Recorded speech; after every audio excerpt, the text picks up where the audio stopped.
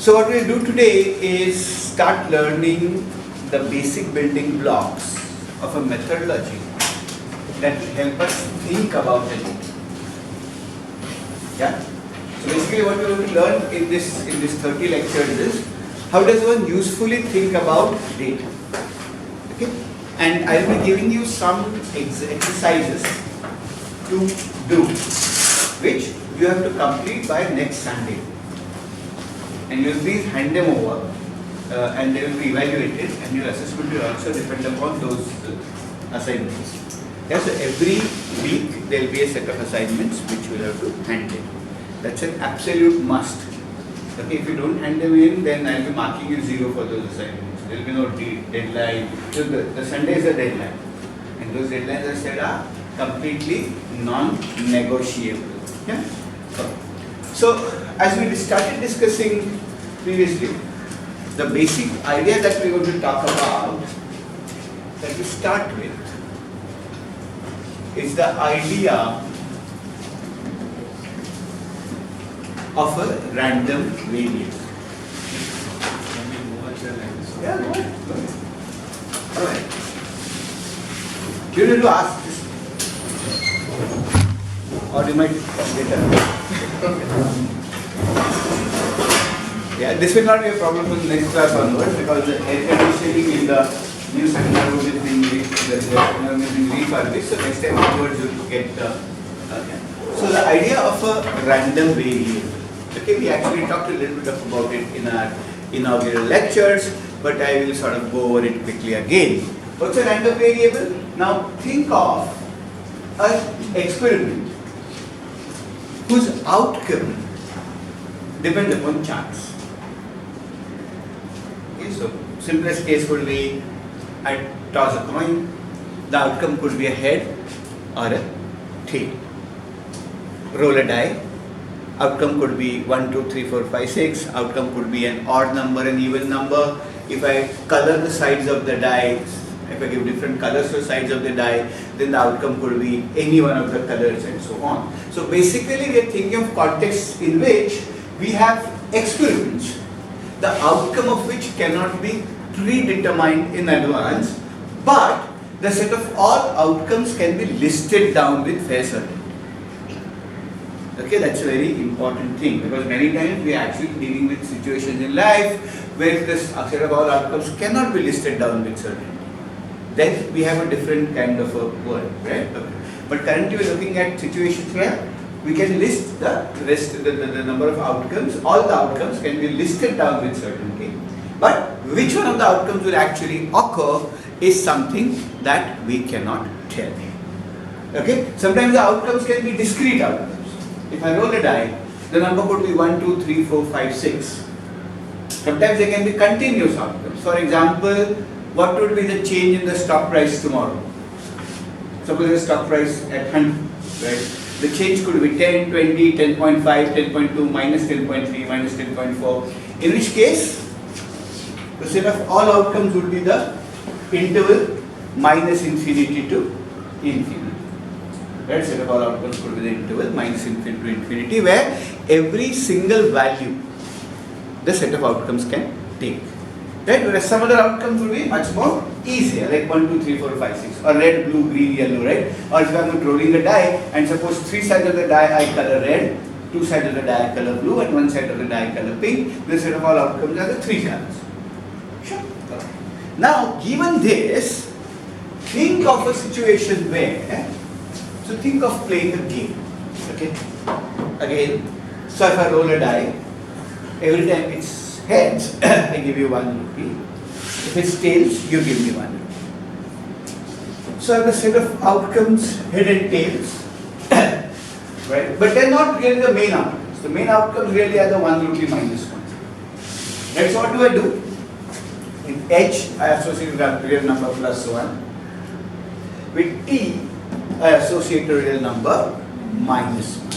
So what I have is, if I call this set of all possible outcomes omega, I have a function from omega to r, where r is the set of real numbers.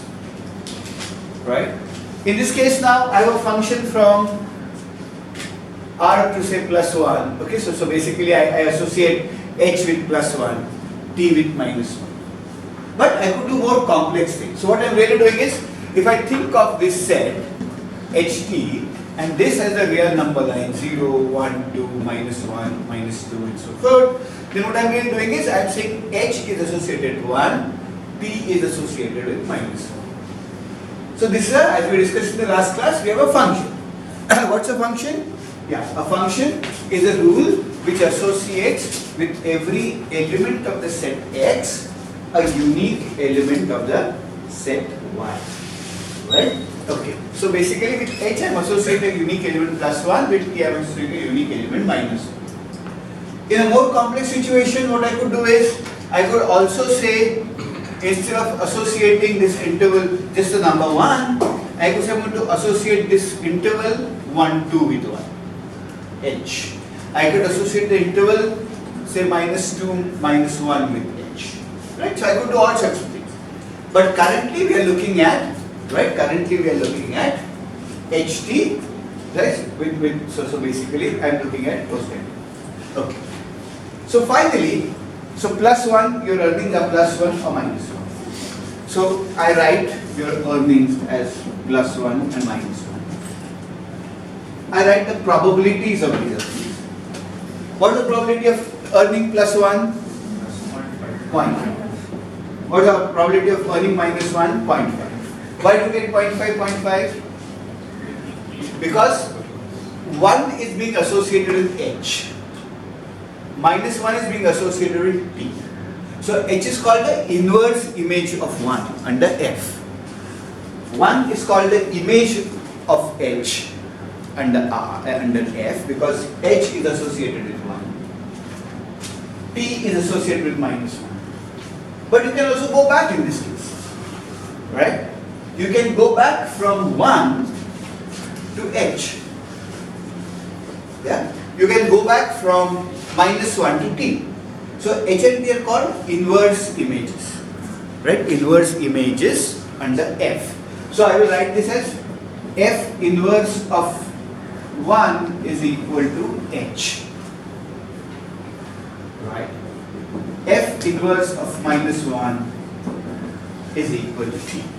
Right? Yeah. And so when I find the probability of 1, when I need to find the probability of 1, what I really do is go back to f inverse, find the inverse image, and find out what is the probability of that inverse image. Right? And I have assessed the probability 0.5 with h, 0.5 with t. So I say probability of plus 1 is 0.5, probability of minus 1 is 0.5. Right? Now these, so there are three things involved. One is a chance experiment.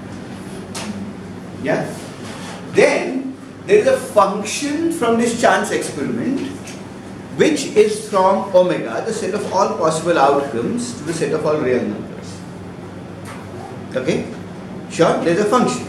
And there is a way in which we can associate various probabilities to the real numbers that we associate that are under the function. Right? So the function gives you real numbers, 1, 2, 3, 4, whatever, right? Okay, there is a rule which tells you how will you find the probability of plus 1, how will you find the probability of minus 1. Right? So there are three things involved. You have omega, you have f, and the probability function p. These three things together define a random variable. Okay? These three things together define a random variable. Very often you will see we are really thinking of, this omega is not only individual elements like h and t, but they could actually be sets. Right? They actually be sets.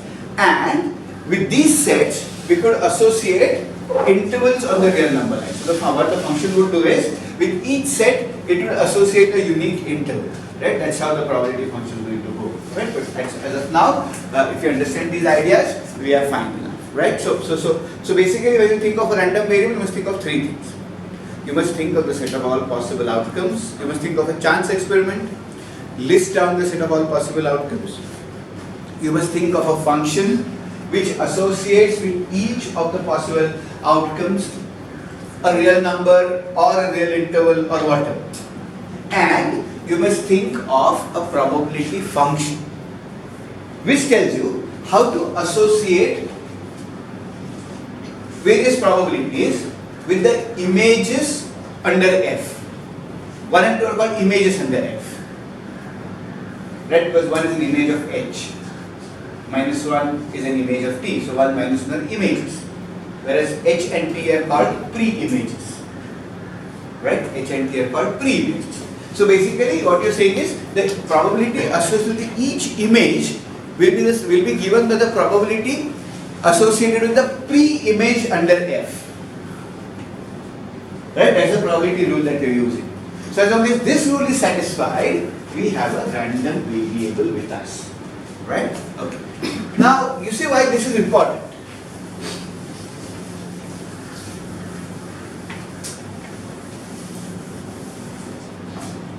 Okay, in that, and the probability is that suppose if when you write this down, when you write x plus 1 minus 1, probability of x, 0.5. This is then called the probability mass function of the random variable.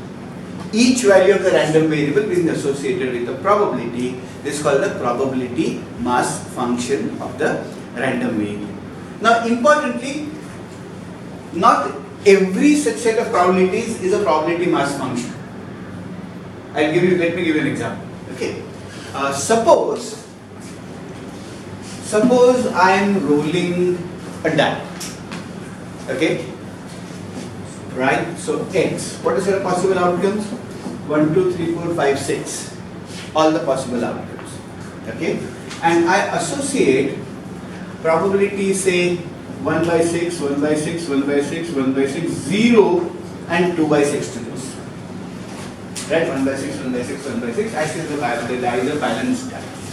Right? Okay, and associate these probabilities. Is this a probability mass function of the random variable where x stands for the number on the uppermost face of the die? Data science course. Pardon? Sorry, data science course. Yeah, this science course. Unfortunately, because we are doing some repairs in the seminar room, Sure. we've shifted data. Sorry, I'm late. No, that's okay. Want to check? Your date. Yeah, sure. But suppose I put 0 here. Right? Technically, you'll be told that any set of numbers which is between 0 and 1 and adds to 1 is a good candidate for being called a probability distribution. Right? Any set of numbers, probabilities are supposed to be non-negative. Probably the various events are supposed to add to 1. That's something that you're told, right? Okay? So this should, does this qualify as a probability mass function of a random variable x which represents a number on the uppermost face of a die, of an unbalanced die? No. Because if you write a set of all possible outcomes, then the outcomes are 1, 2, 3, 4, 5, 6. Right? This could be outcome, this could be colors or what. And what we're doing is, we have a real number line. Yeah? And I'm mapping this into this, this into this, this into this, this into this, this into this, this into this.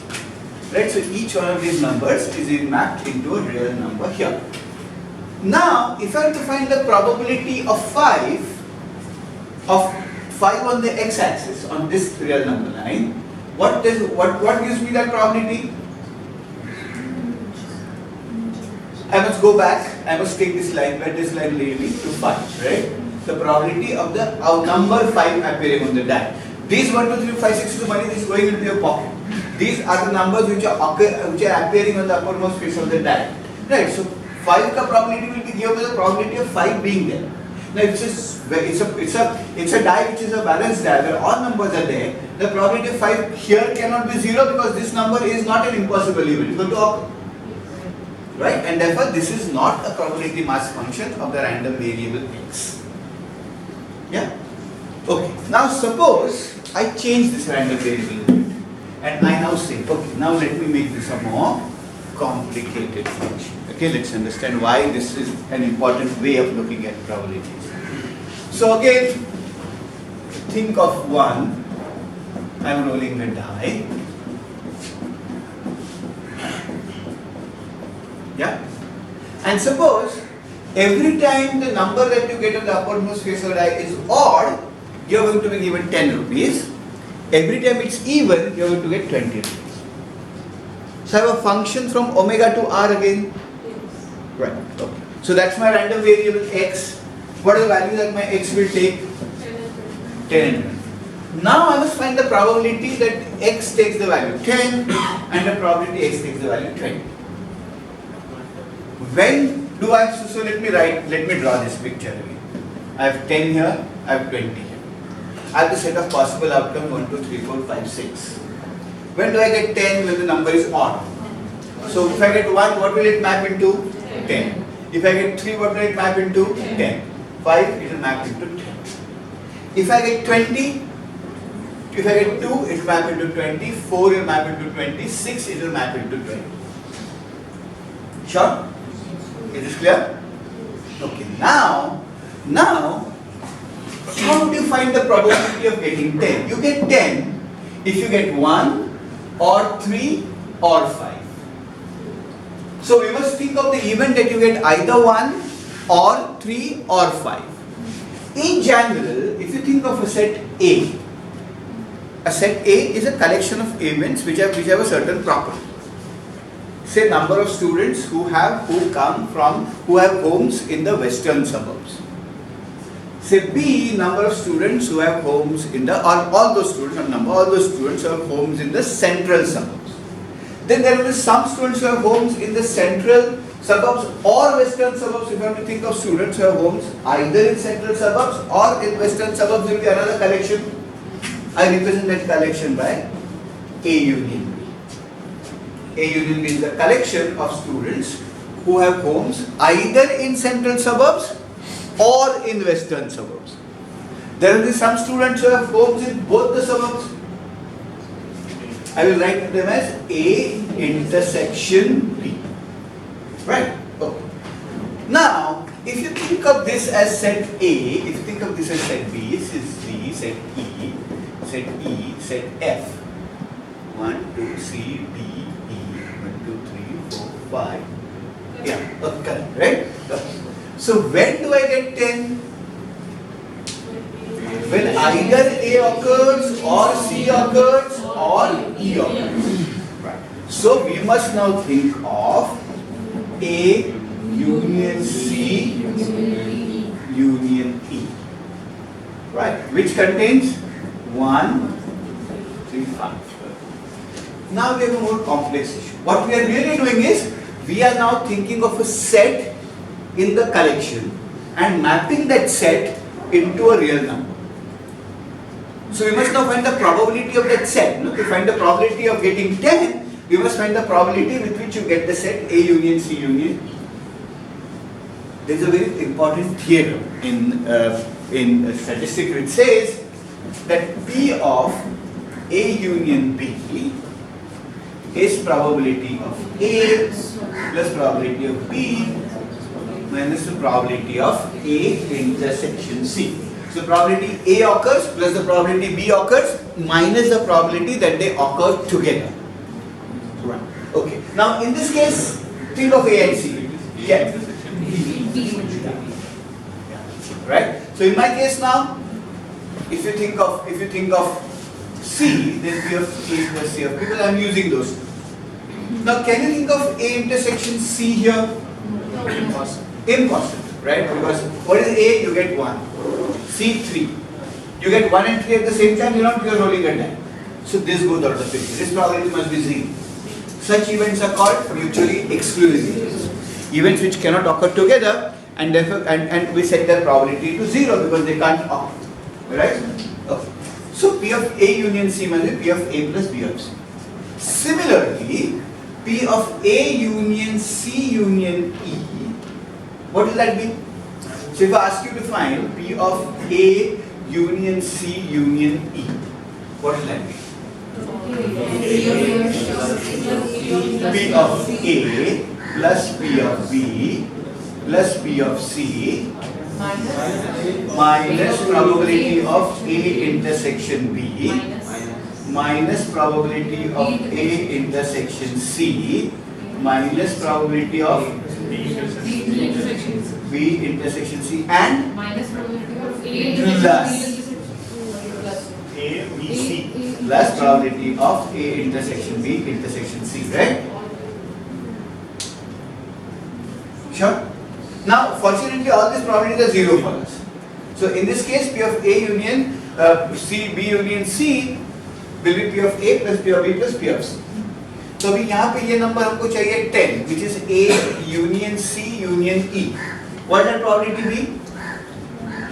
1 upon 6 by plus 1 upon 6 plus 1 upon 6 3 by 6 minus will be half. And with the same logic, this will also be half. Right? So that's the reason why, for example, 3/4, 1/4 is not a probability distribution of this random variable. Right? So that's how we find probability distributions of random variables. That's how we find the probability distributions of random variables. Right? Okay. So yeah. Why you did plus probability? Can you tell me why? Can you tell me why? Okay, I don't do this generally, but let me draw a diagram for this. Okay? Let me draw what is called a Venn diagram. Right? So I have the event A, I have the event B, and I have the event C. So A, B, C. Right? What is this? A intersection C. Right? Okay? What is this?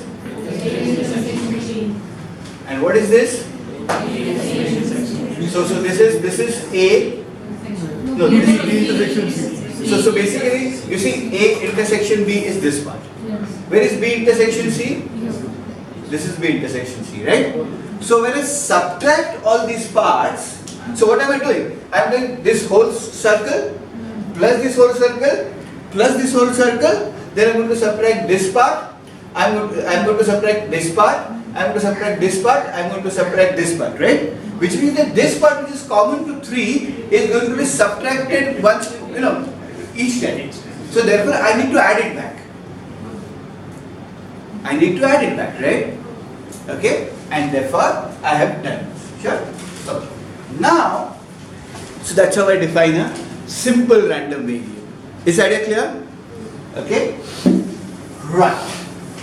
So once we have done that, we can write the probability distribution of a random variable. Okay? So let's understand that probability distribution now. I have X here. So go back to my rolling the die example. I've got 1, 2, 3, 4, 5, 6. I get probability of X here, which I will write as 1 by 6, 1 by 6, 1 by 6, 1 by 6, 1 by 6, 1 by 6. Okay? Right. Now, think of constructing a very weird object, but that's going to be very important. We're going to learn a lot from that object. Suppose I take 1 and multiply with it this probability. So I do cross. Then I put a 1 here, I do cross. Yeah? Plus. So what I am doing is I am multiplying each value of the random variable by its associated probability and summing up. So I have 1 by 1 by 6, plus 2 by 1 by 6, 4 by 1 by 6, yeah? 6 by 1 by 6. What this number become? If you added this up, what would this be? If you added this, what would this be? 3.5. Right? This would be 3.5. What is this 3.5? Okay, this 3.5 is a fascinating number. Okay. Think of a smaller experiment. Okay, think of a smaller experiment. Suppose I am tossing a coin. Okay? I am tossing a coin. And suppose every time the coin comes up heads, you get 1 rupee. Coin comes up tails, you lose 1. So my X is plus 1 minus 1. Probability of X is say 0.5, 0.5. Okay? You just keep an eye on that. That switches off after 19 minutes, this camera. And so you'll have to just press that red button again due to recording time of. Yeah? Okay. So now, suppose let me find out what I call the expected value of X. which is this into this plus this into this. So I got plus 1 into 0.5 plus minus 1 into 0.5. Yeah? How much would this be? Plus 1 into 0.5 minus 1 into 0.5 is plus 0.5 minus 0.5, it's 0. What does this mean? Okay. Now, think of the experiment. I'm tossing my coin, right? If I get a head, I get plus 1. I get a tail, I get minus 1. Right? Now suppose I play this game 5 times. Now we are coming to a very important concept, so listen carefully, right? And that's why we'll understand why all this is very important. So if I play this game 5 times, yeah? What will I get? Suppose I get plus 1, I won twice and I say lose thrice. It's entirely possible that I win twice and lose thrice if I play the game 5 times. My wins and losses have to be odd numbers, right? If I play 5 times. Right. Now, if I ask you what is my average earnings, so what's my total earnings here? After playing this game, how much have I won? Minus 1. If I ask you what my average earnings on these 5 classes are, my total earnings are minus 1. So what is my average earnings? Minus 1 upon 5. That's my average, right? So how will I get that? So I'll add all this, okay? So 1 plus 1 minus 1 minus 1 minus 1 upon 5. Right? Yeah? Sure, that's my average earnings. So